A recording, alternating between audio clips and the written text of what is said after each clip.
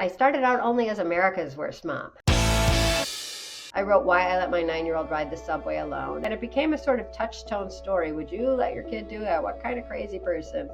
There's experts out there always telling you something is dangerous, you better pay more attention, you better get this or do this. It starts feeling like your child's life is riding on every decision you make. I don't know what it takes for somebody to imagine freedom if they've never had it.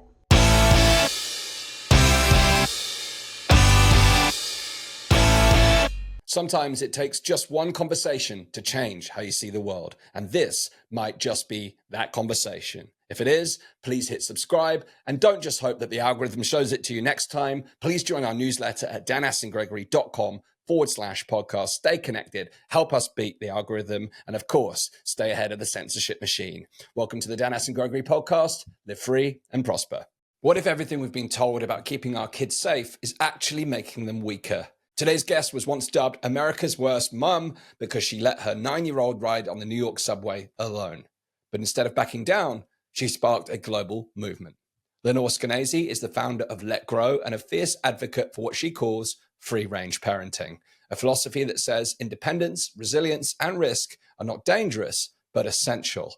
In this episode, we unpack how a culture of fear and safetyism is quietly eroding childhood, and how the media has weaponized rare events into everyday paranoia, and how parents can reclaim the confidence to let go and let their children grow. If you're a parent, an educator, or someone who simply cares about the next generation, then this conversation will challenge you to rethink freedom, risk, and what children really need to thrive. Please welcome Lenore Skenazy to the Dan Astin-Gregory podcast.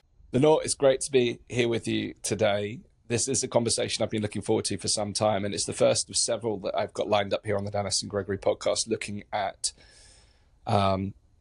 firstly, educational models, but also I would wrap within that the plight of young people today and the culture that they're growing up with. And my personal inspiration for these discussions is not just my broader interest in systemic change, but rather as a father of a 3-year-old, and concerned for his first steps into education and what he will experience at a time when I observe we see this kind of culture of compliance and confusion within children. And the rest of our lives. And the rest of our lives. So, so you could quite clearly see the adults have created the conditions for this to arise. But I'm now exploring, what steps should he be taking into his educational journey, but also what role can I take as a parent and someone who is deeply rooted in the ideals of freedom, personal responsibility. I don't like political labels, but some would say I have libertarian views. So how do I ensure that I instill those principles within my own parenting? So you think that you're going to instill something in your child by being a certain type? Good luck. Right.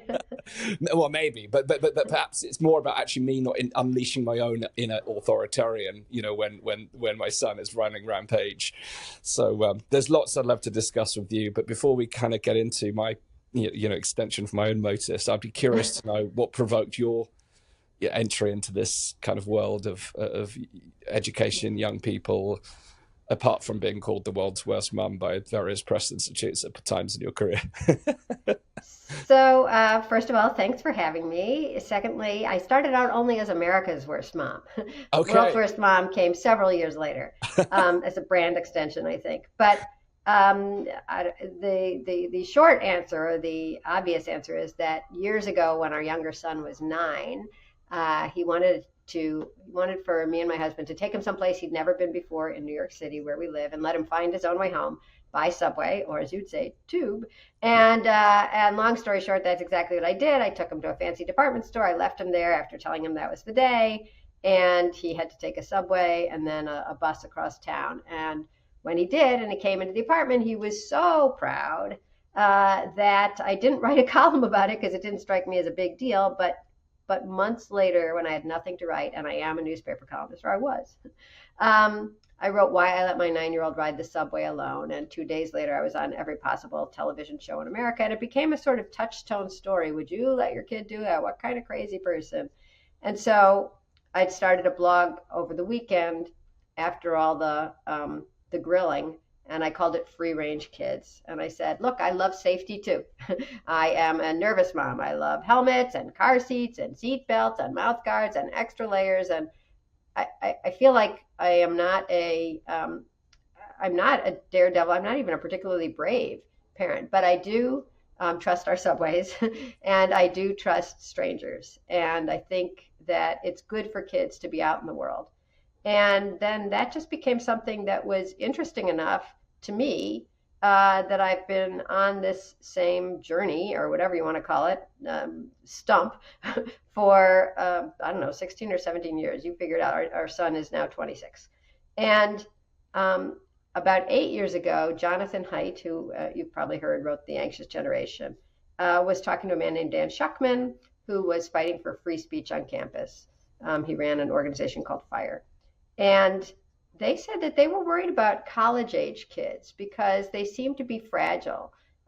Instead of feeling uncomfortable with a conversation or a situation or a disagreement, they literally felt unsafe. And so that was strange. You're not unsafe because of words. Words are what you use instead of, cudgels and spears. So they realized that trying to make kids more resilient and bold and curious is something that you don't want to do at age 18, 19, or 20. That's a late stage intervention.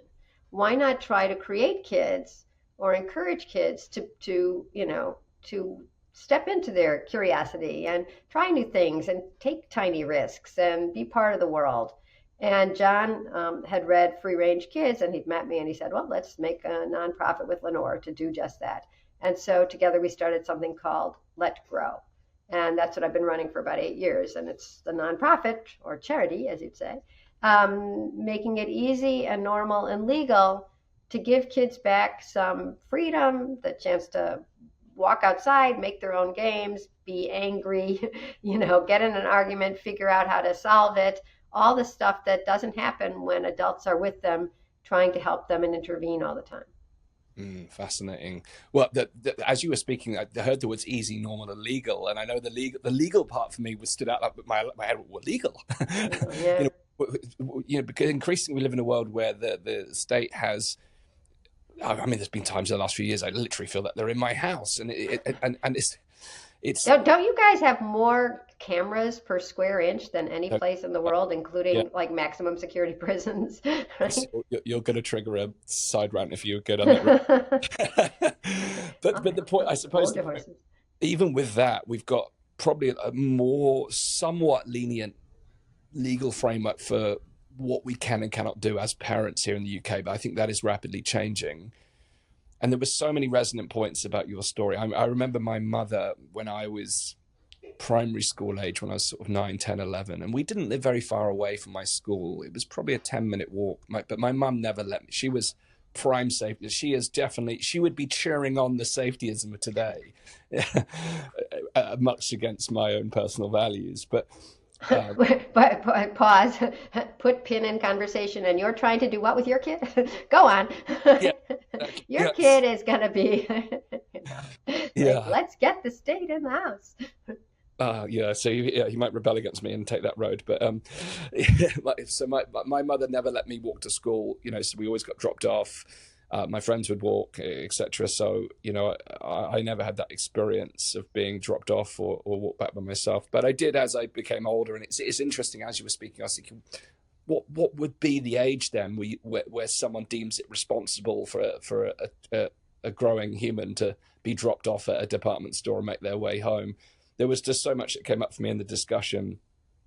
But before we kind of get into these deeper points, where do you think this culture has come from? Because I almost have this like rose-tinted view on my kind of grandparents' generation of just how more liberated parenting was back then, and how my mother and father would have had lots more freedoms than I would have done. And where has this safetyism come from, do you think, when it comes to parental culture?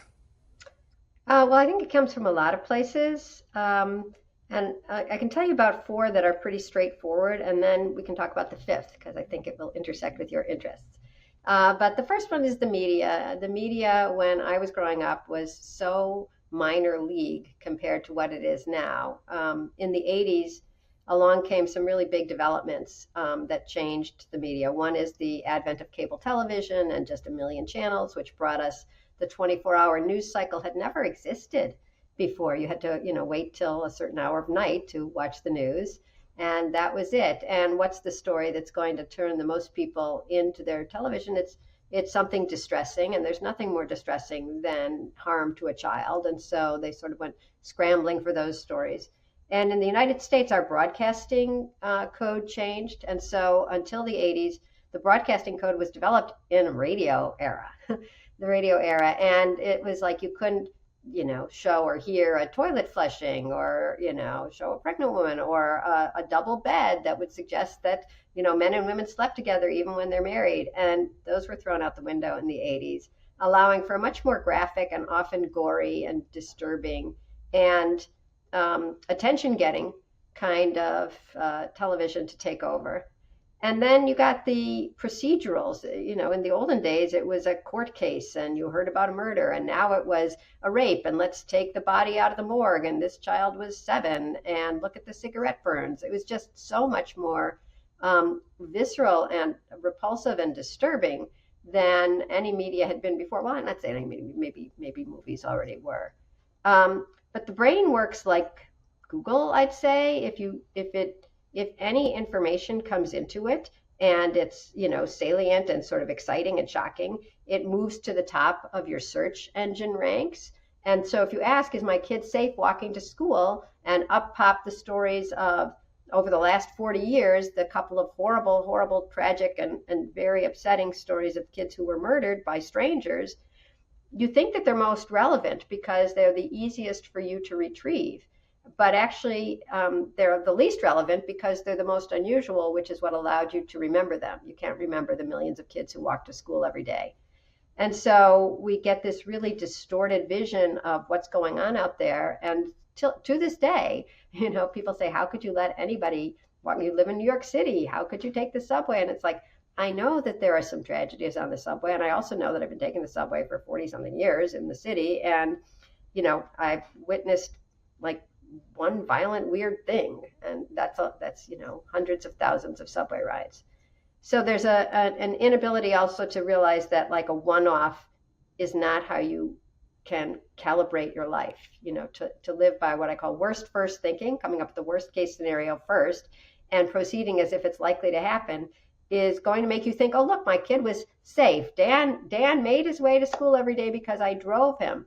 And you have no counterbalance to realize like, yes, but all those other kids were safe too, and they all walked. You just only know that your kid was safe because you did this. And so without any other input, you start thinking that constant supervision is the only thing that's keeping your kid safe because you are constantly supervising them.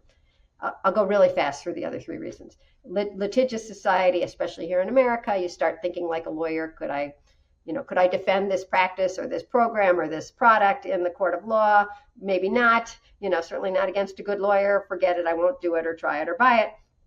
Experts are always telling you you're doing things wrong. That's how you sell magazines. Every day I wake up to read what Parents Magazine has sent to my inbox so I don't need coffee, so I can just be angry and run on the fumes all day. I mean, the one yesterday was, they said, experts say that children can learn from what are called natural consequences if they do something and find out what happens next. I'm like, an expert, could you tell me more? How does this work? I mean, they're just always telling you something that is either gobsmackingly obvious or wrong. Like, oh, the biggest danger in your house is the laundry hamper because if it's made out of wire and if your child's cornea touches the wire, it could get sliced in half. So get rid of the laundry hamper. They're just wild. There's experts out there always telling you something is dangerous. You better pay more attention. You better get this or do this. And that leads us to the marketplace, which is also ready to scare us so that we'll buy something.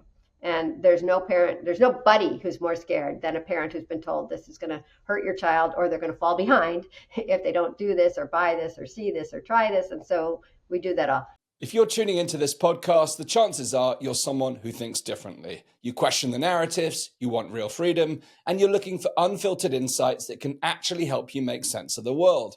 But let's be real, social media is broken, big tech controls what you can see, and independent voices are being suppressed more than ever. That's exactly why I created the Live Free and Prosper membership community, your private hub for uncensored conversations, exclusive deep dives, and direct access to a community of like-minded free thinkers. For just £5 a month, you get exclusive content that I can't share publicly, members-only Q&As, and the chance to connect with people who actually get it. So if you're serious about breaking free from the status quo and building a life on your own terms, then join us today. Just head to danastingregory.com/supporter or click the link in the description. That's danastingregory.com/supporter. I'll see you inside. Now, back to the show. All of which is to say the biggest overarching thing that has changed, I believe, is the parental idea that you can control everything. If you pay enough attention, and you must, then your child will be, happy, well-adjusted, probably the head of a tech company by 25, and only have one wife. It's sort of a luxury of not worrying about, famine and war, that we now think, well, we've got it. We've made all this. We've made this peace. We've made this prosperity. It's all up to us. And if we do more and buy more and see more and watch every move our kids make, then they're going to be fine. And otherwise, all bets are off. Wow. I mean, that control everything mindset appears to have permeated every aspect of our society at the moment. So it's not a surprise that it's made its way into the kind of parenting philosophy. But that, I don't know, what's your take? What's the chicken or egg on that? Where did that begin? And how... I think it began with prosperity. There was a study done or something, I cannot give you any details, that found that sort of the more well off you are, the more things are going well, the more you think, that's thanks to me, I did that. And when things are bad, you recognize that there are forces beyond your control. Your house burned down or your kid got sick. And part of that, I think, also comes from an idea of whether you believe in fate or God, that the idea that not everything is up to you, that there's either somebody with a wonderful plan, that's God watching over us and making things happen, or fate is fickle and you can do everything right and you step into the road when you thought the light was green and the end. So I think as we've gotten smaller families, more prosperous, eradicated a lot of the things that would just strike you dead. And I mean, Abraham Lincoln had 4 kids and 1 made it to adulthood. That was like a normal thing back then. And as we've gotten safer, cleaner, luckier, we started to think that nothing bad would ever befall anyone except for some schmo who wasn't doing it right. And now we seem to be in a culture where it's almost trying to reach a destination of zero risk, complete risk elimination. In fact, Dave Asprey, who most people know as for Bulletproof Coffee, but he shared with me this shot. He's coming up on the show soon, but he shared this shocking graph with me, which shows. I mean, it was quite. I don't know what book it was from. The source is Monitoring the Future, but it shows this chart from the 90s to early 2000s. And the two variables were number one, get a kick out doing dangerous things. And this was, I think it was written about teenagers. And then the second was likes to take risks sometimes. And it shows this, like if it was like Black Monday and there was like a stock plummet, that's what the chart looks like, so the attitude towards risk firmly illustrates that people are less and less willing to take perceived risks. Right. To the point where it's almost reaching now we want to eliminate every risk. You made a joke, it's not a joke about CCTV in Britain, but it's almost like people would willingly accept CCTV in their home to prevent any shred of crime. It's how far can we go? But how do we get to this point where people aren't even willing to avoid risks? And first of all, I just have to recommend a really great novel to you by Dave Eggers. It's called The Every, and it imagines a day when we are constantly trading off all of our freedoms because wouldn't you rather know? And what if a child is being hurt somewhere? Wouldn't you rather know? I mean, I don't know if your child is in daycare yet, but here I've heard from a couple of parents that in the preschool, not only are there cameras in the classroom, because of course otherwise you'd be afraid that, I mean, it's supposedly a nice thing, you get to watch your kid all the time, but that's part of the idea that if you can't see your child all the time, something dangerous could be happening and it's all your fault for not watching more closely. But they also send home a daily report, and I wish I could pull it up fast enough, I would read it to you, but it says like, lunchtime, ate all of her orange segments and 3 out of 4 chicken nuggets and, 1 green bean. And then it has the timing, 9:27 a.m. P, 11:04 a.m. P, 12:22 P and BM. And then, 3 p.m. dismissed. And it's so part of the obsession with no freedom is that we can watch and quantify things in a way that was humanly impossible until tech, really. And then you start thinking, well, I better know. There were smart diapers that could tell you if your kid was peeing, if there was diabetes in the pee. And there's the monitors that used to be you listening for your kid if they were crying, then became the audio monitors you could hear in another room, then became the video monitors, and then became the room sweeping monitors, which I think they developed like for Iraq, when there was a war, when you were going into a cave, let's see, is there anybody there? And then the idea of like not using one starts on the, well, do you care? What if your kid dies? And by going to that point in almost every conversation, that's the worst first thinking again, it starts feeling like your child's life is riding on every decision you make. Did you get them a watch? Are you tracking them? Can you hear what they're saying? The Gizmo watch for little children not only tracks them and allows them to call you whenever they feel upset or whatever, but allows you to call them whenever you feel upset, which means that you never learn how to deal with not being with your kid. But also, if they don't answer, God forbid they're playing a game, and they're busy and they don't want to talk to you again and say, I'm fine. Yes, that was a great PM. If they don't want to talk to you, you can listen in on whatever they're doing with the appeal to the parents being that like, well, if something terrible is happening, now you can know. And this will give you peace of mind. And of course, it's the big lie, because rather than giving anyone peace of mind, now you've written off anytime your child isn't with you as a time they are in danger, and anytime they aren't literally reassuring you that they're fine, they probably aren't. It's no wonder why people are willing to accept the brave new world. What you just described literally made me feel nauseous. It's just, I can't. I have to write a BM at. I just can't face that idea. I mean, putting myself in those shoes, I would never want my parents to be, tracking what I was doing, listening to my conversations. Fortunately, I didn't grow up at a time when we had smartphones. Just about when I was 17, 18, we had the bricks, the brick phones, and they didn't have any surveillance capabilities. Right. But now, people in my friend group, my family, they're talking about they're tracking their kids. I'm like, you're kidding? You're actually kidding me? Lost all sense of reality. And Jonathan Haidt's work actually in The Coddling of the American Mind was the first time I heard some of these paradoxical statistics that made it really obvious that the perception of risk is hugely amplified in the media, and therefore we get this situation. That's the first time you heard that? That's wild. Okay. Yeah. And then, so is free range parenting the antithesis to this, or how do you contrast free range parenting with what we've just kind of nauseatingly just described? Right. So free range parenting sort of grew into Let Grow. So let's call it Let Grow Parenting, because that's the nonprofit that's running everything these days.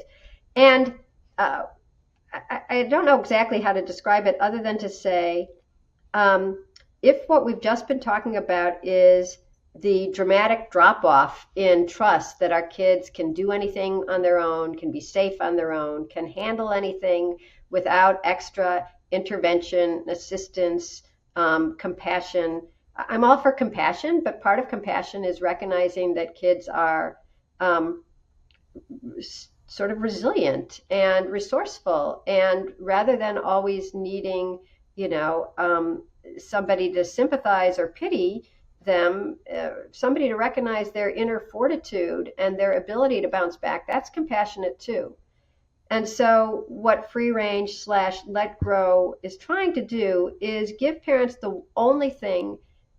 give them back the only thing that allows them to breathe easier and to trust their kids and to trust themselves and to trust their neighbors. And that is an actual experience of being separate from their kids, I think I'm going to end my sentence there. And the experience of literally separating from your kids for a little while, because as I'm sure you've noticed already at age 3, when your kid does something by themselves, he got his own, he brushed his teeth, or he went and got a stuffed animal, or he was nice to the cat or something, rather than you telling him to do that, he does it on his own. Your heart soars, right? I mean, I don't know if you can remember an example right now, but if you can, jump in and tell it to me, because I like these stories. Is there something he did on his own? There's always things. I mean, his a bit, when I was growing up, I was always scared of heights, and you can guess where I obtained that fear from. And as much as I Could be hardwired. Some things are hardwired. Love you, mum and dad, but the reaction to heights. And I was always worried that he would have that same fear. And initially, when we would go to like the climbing frames and things like that, he had this instinctive avoidance. But now, like watching him take it on by himself, and he's so proud when he gets to over the top and over the other side, and he's taking on bigger and bigger challenges. It's so beautiful. But even this weekend, we're at a children's birthday party at this big bouncy castle, and just witnessing the different parenting styles. So it got a little bit boisterous on the bouncy castle, and there were kids of different sizes. They were falling over, trampling on each other. But one of the parents was in there, like grabbing, "Oh, get careful!" It's like careful, And I was like, "Oh my God!" I felt anxious watching their parenting style. And then my son actually gets trampled on, and no parent wants their child to get hurt. And he got a little mark on his eye where he got stopped up. He cried for a couple of minutes, but he literally turned around, ran in. It wasn't a detractor. And if I'd made a big fuss about that, he may never have wanted to go back in there. It would have completely killed his joy. Or you might have said, "Don't go back in there. You got hurt." Right? Yes. Yeah. So, I'm observing the flip side of these things all the time.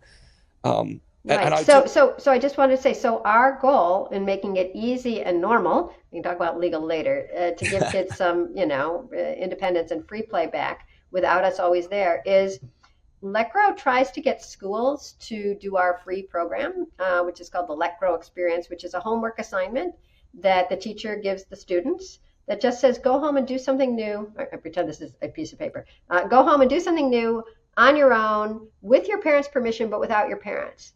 And the reason that it's easy is because it's not your choice. Your kid came home with a homework assignment. Do you want them to flunk out and, end up sleeping in the sewer, or do you want to do the homework? And so you talk with the kid, and then you're probably talking with some of the other parents and like, oh, your kid went and got, the cereal, or your kid got a haircut, and so you're making it easy and normal to let go of your kid for a little while. They make the breakfast for everybody, and you let them use the stove. They run an errand. They go to a friend's house. They play with a buddy at the park. They walk the dog. And it's only seeing your kid do that thing that gives you the confidence to do it again. And it's also the reward of parenting, because when you're with Wendy Mogul wrote The Blessings of a Skinned Knee. She should be on this too. And she said that when you're with, it's not surprising that sometimes you might end up thinking that your kids' friends are a little nicer or better or smarter. I mean, it's embarrassing, but that happens. You'll see at some point.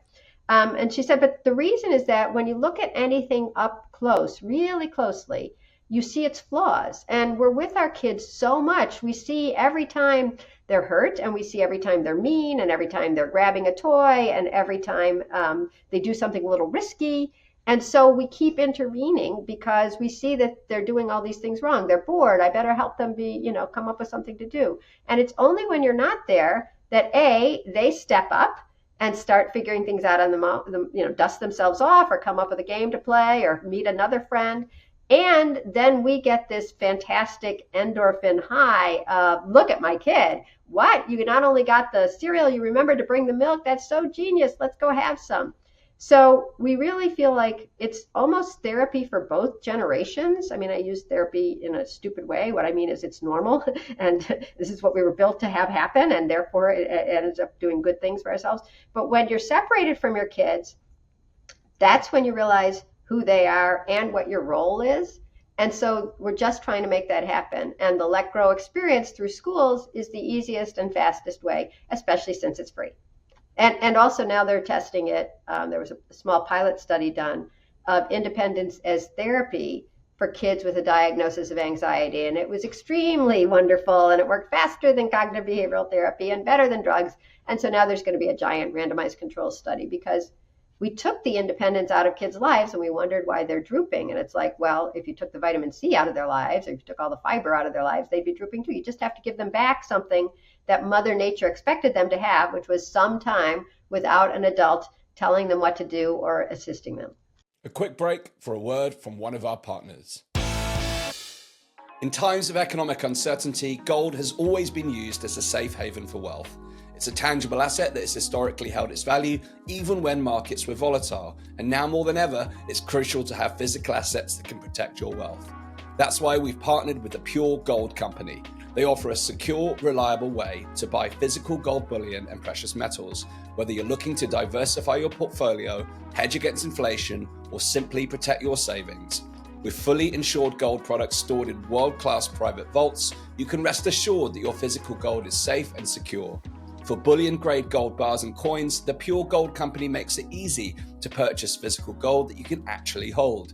If you're ready to take action and safeguard your wealth, then visit danastingregory.com/gold to download your free guide and take advantage of a free consultation to explore your gold bullion options. Now, let's get back to the show. What have been some of the kind of benefits that you see for the children? And you said you've been running this for 8 years now, is that right? Yeah. So, I mean, have there been any within that time? Have you kind of followed through the journey from anyone who's like started on this from the earliest stages? No, I haven't.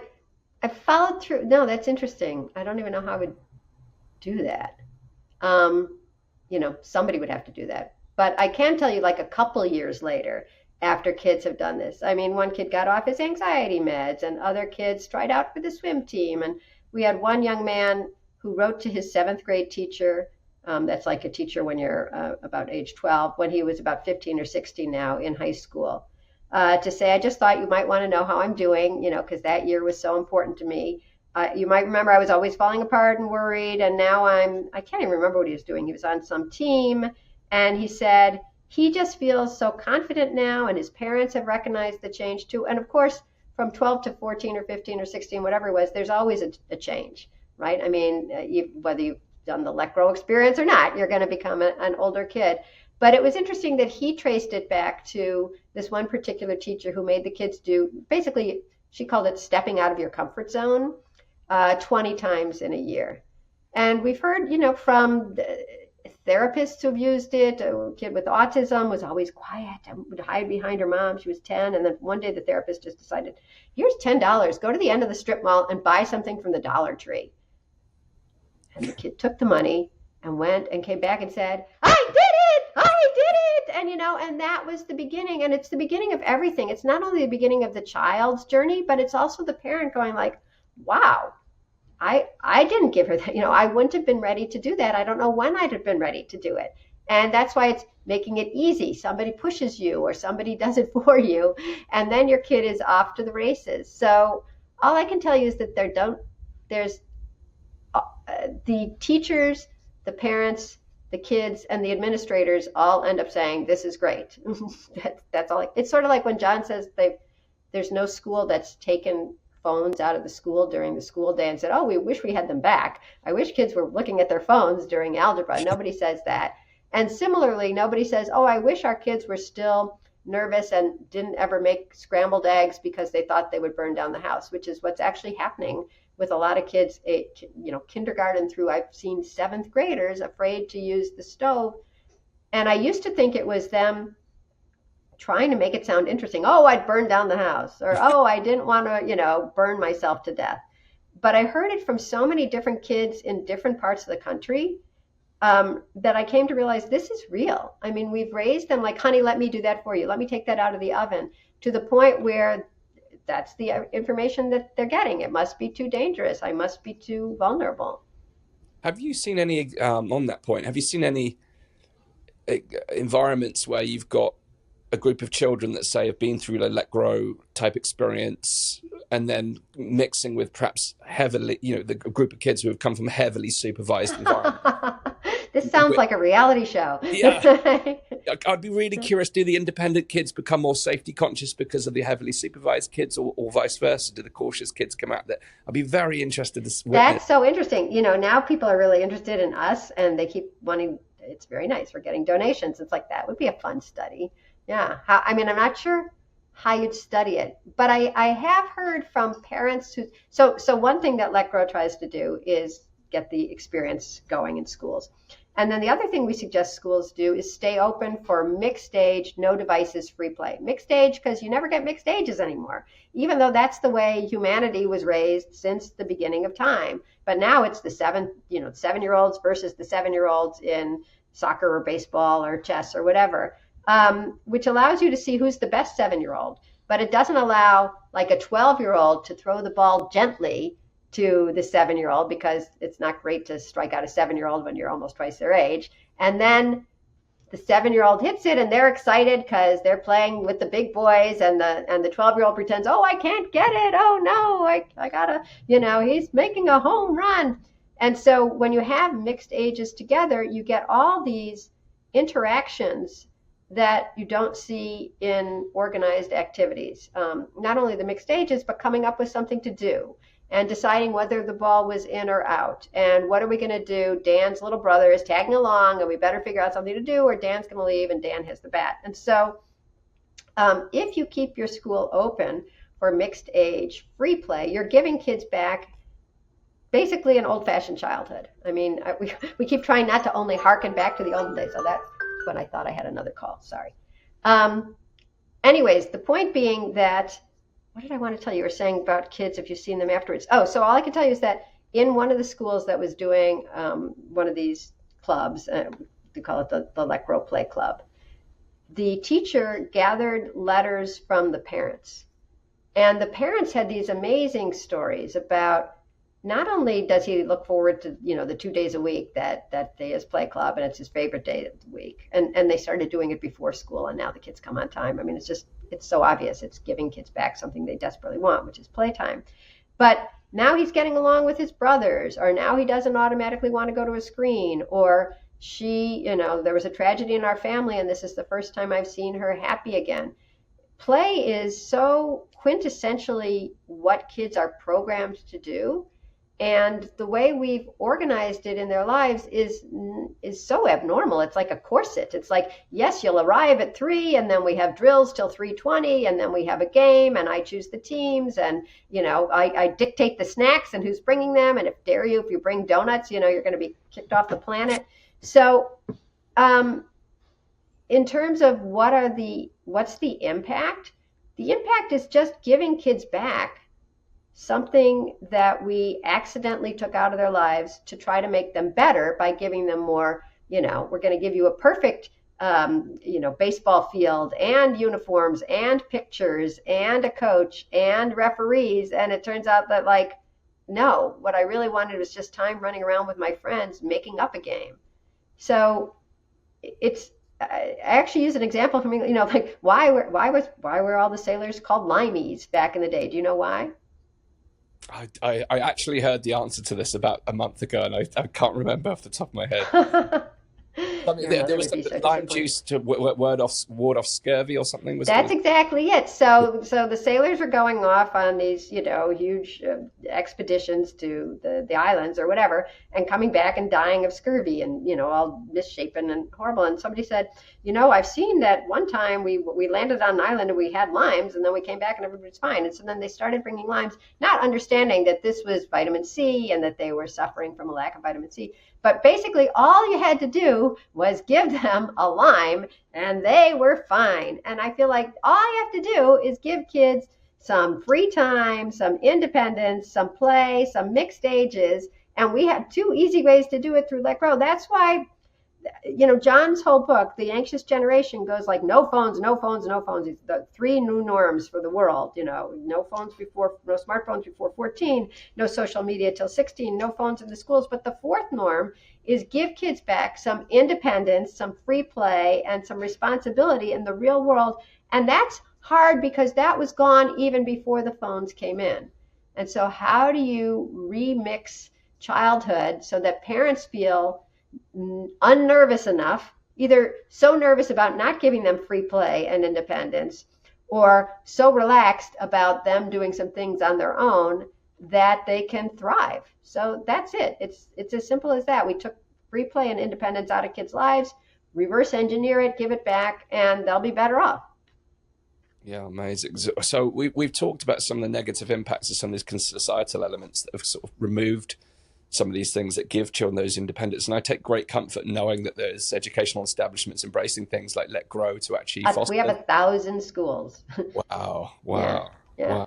That took a while, 8 years, but we do have 1,000 schools now. Incredible work. Now, my then big alarm bell comes to parents. Having the education system supporting this initiative is one thing, but what the heck has gone wrong with modern parents? That nauseating feeling of the kind of helicopter parent, the kind of brave new world that we live in, the safetyist culture. How can we help parents, and how as a parent can I embrace this so that I can counterbalance the instinctual reactions that come from wanting to protect your child versus wanting to liberate your child and protect them through that liberation in a way? Right. I want to quibble for a second about instinct, because of course we want our children to be safe, but the fact that nobody has ever done this before, tracked them, watched them, put them only in organized activities, and signed the reading log and watched the homework and walked them to school and walked them home again, that's obviously, if it's new, it's not instinctive, right? So I think the instinct is for kids to play with other kids, and for parents to want some time that is not constantly watching, helping, playing with your kids. And so the two things that I was explaining for schools, first of all, you can do on your own. You can certainly start a play club, get kids to come over, encourage your kids to play in the neighborhood, and you can certainly send them out for the carton of milk or whatever. The reason we do it through schools is we are trying to get to parents, but it's much easier to change parents when a group of people are changing at the same time. If I'm the only one sending my kid on the subway or to the park or for the, to the store for the milk, it's harder for me to get over the worries and the guilt and the fear than if everybody's doing it. So we really are trying to re-normalize childhood independence. And that does involve parents. Obviously, parents are the people who decide how the children are raised. So we're not saying these are programs that work in schools, but when they come home, the parents are going to clamp down. These are programs proposed by the schools that change things at home as well. And we're not even telling people how to parent. We're saying the kid talks to the parents about what to do. But if it's normal again to let your kids do something, then you will step back. Our slogan is, when adults step back, kids step up. And one of our other co-founders, a man named Peter Gray, who I'd highly recommend also, Gray, he wrote the book called Free to Learn, professor of psychology who believes in mixed age play. He says that the big problem is that when adults and kids are together, the adults are the adults and the kids are the kids, right? They tell you what to do and you go do it like a baby, right? You're frolicking, you're a puppy. It's only when the adults aren't there that the kids step up and figure out, like, well, this wasn't fair, or we got to try this, or that was scary, but let's do it again, or that was scary, let's never do it again. So there was even a study done at Georgetown University about whether kids are getting so little freedom in the ages from like 5 to 12, when they would normally be every day going out, climb a tree, that was scary, I want to do it again, or organizing a game, or going to the pool, just doing stuff on their own, making things happen, building a fort, you call them a den. If it's happening so late, are they missing the window when evolution expected kids to be calibrating their riskometer? That was bad, that was easy, that was dumb, that was scary. Every day a little bit of experience that accretes to a pretty wise idea, street smarts of like what's okay and what's not okay, what makes sense and what doesn't make sense. And the little pre-study that they did, the pilot study to test whether this was possibly happening, was they asked college students in Russia and Turkey and Canada and America to describe a dangerous situation. And the kids in Russia said, like, oh, when you're out on the street and there's a drunk guy coming after you with a broken vodka bottle. And the kids in America said, taking an Uber, on the wall. Right. Or sitting at a cafe without, the the lack of experiences became a hindrance to recognizing the difference between um, not only being okay but being fine. And also it leads to a little lack of gratitude in that you should be luckier living in a country where the drunk guys aren't coming after you with broken vodka bottles in general. So all of what we're doing is trying to give kids back enough of these everyday with other kids, finding your interest, working on things. Maybe they're hard, maybe they're easy, maybe they're fun, maybe they're tough, but life instead of just a class. Because a class is run by an adult, the kids are usually bored and they forget what they've learned. But life is really interesting. It turns on your curiosity. It makes you resilient. It makes you resourceful. It makes you do things. And life makes you alive. And so in Stolen Focus, that book by Johann Hari, who you probably know, he visited with kids who had done the Let Grow experience. These were teenagers. And he said it was like seeing kids who'd come back to life. And that's all I'm talking about. That's all I'm talking about. Just giving kids back a life instead of a class. And you will be amazed. You'll get some free time back on your own. And I think it makes for a saner, less obsessively fearful culture. I really do hope so. And I mean, I could go on a sidetrack here, but we're a little tight on time. But I think the point around the age where children engage with that risk and how it shapes their perception. If I look at adults now and how many circumstances which adults actually defer to authority or to the government, it feels to me that is a function of everything we've talked about that's played out through adulthood, let alone children. But on the concept of government, we talked about how to make raising independent children easy. Oh, easy, normal, and legal. So the legal part is, and actually it's one of the things I have to do today. In 2 hours, our law is going to be heard in another state. So we've passed what we call reasonable childhood independence laws in 8 states now. And that's because here in America, and I actually have no idea what your laws are like there, but in America, the neglect laws says neglect is when you fail to provide proper care for your child. Well, what's proper care? Obviously, I think proper care is letting my kid take the subway, and other people think proper care is not letting their kid take the subway. So I would defer to the parents unless they put them in obvious, serious danger, put your kids in obvious and serious danger. So that's what our law says. Neglect is when you put your kid in obvious danger, not anytime you take your eyes off them. And the laws get a boost every time there's a horrible story of a mom getting arrested because her kid walked outside or went to the park or, stayed home alone for a few hours. So right now there's been a big story in Georgia about a mom whose 10-year-old stayed home when she had to take her other kid to the doctor. And instead of staying home or even telling his grandpa who lived with them, hey, I'm going to take a walk to town, took a walk to town. He's 10 years old. The town has 370 people. And somebody saw him and actually stopped and asked, are you okay? And he said, yeah, I'm fine. I just went to the dollar store, the ubiquitous dollar store here in America. And nonetheless, she called the cops, and the cops came and they interviewed him and they called the mother. Where's your son? Well, he's at home. No, he's not. You didn't even know that. He's on the street. He's walking to town. It's like, well, I'm sure he's okay. He should have told me, but he's perfectly capable of walking to town. Oh, says you. And then the cops came, waited till the evening and came to her house and arrested her in front of her kids. That's not traumatic at all. And threw her in jail. And she got out really fast. But a story like that, it makes everybody look the way you look right now, which is like, what? And so that happened in Georgia. So today at 1 right here, it's 11 a.m. Our time. But in 2 hours, the Georgia state legislature will be hearing the Reasonable Childhood Independence Law and hopefully become the 9th state to pass it. Oh, incredible. Yeah, good work. It's so crazy that the legal part is a function of this discussion, but it's necessary quite clearly in the kind of prosperous, developed world that we find ourselves in. Yeah. I mean, first of all, they've rewritten a child outside as automatically in danger. And secondly, if the place is so dangerous, why do you have 2 cops available to talk to a 10-year-old who's walking to town? Go fight crime, right? Exactly. We normally ask a closing question of what does it mean to live free and prosper to you? And I would be curious about your answer, but actually I'm more curious if you were to answer that question and direct it to young people of today, what would be your message to young people about how they can live free and prosper? What choices can they make so that they can live life on their own terms?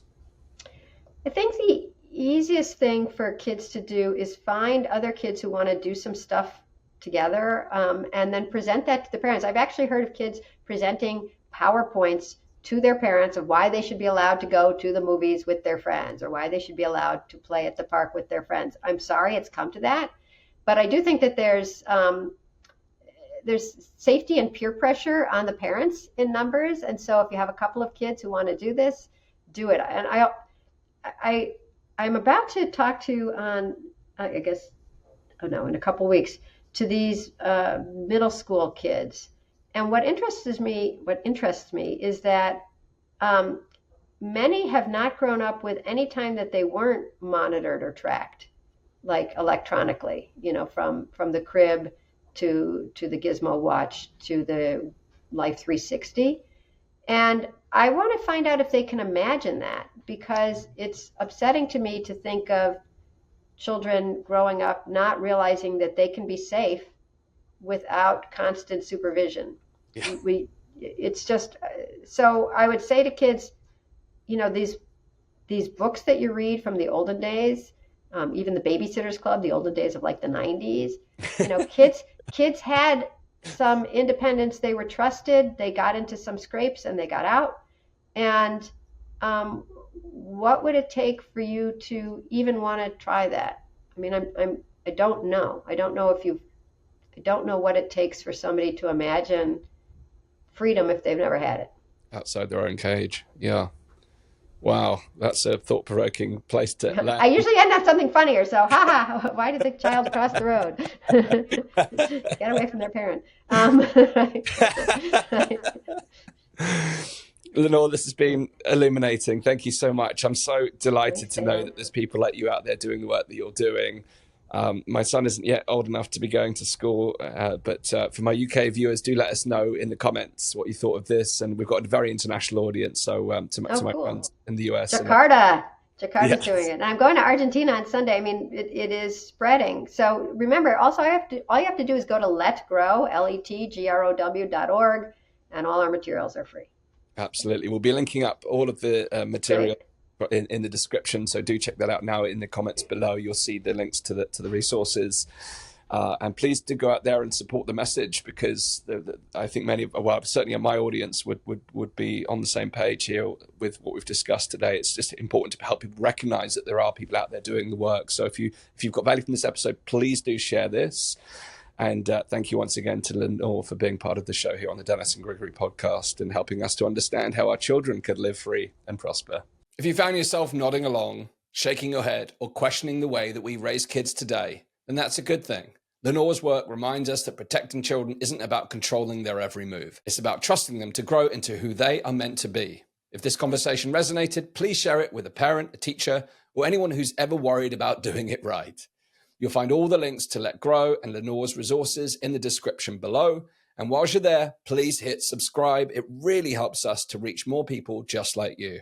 And if you want to stay connected beyond the algorithms, then please join our mailing list at danastingregory.com/podcast. It's the best way to make sure you never miss an episode and help us to beat the censorship machine that's keeping bold conversations like this from being seen. Again, that's danastingregory.com/podcast, or click the link in the description. It will take you less than 10 seconds and it means the world to us. Until next time, as always, live free and prosper.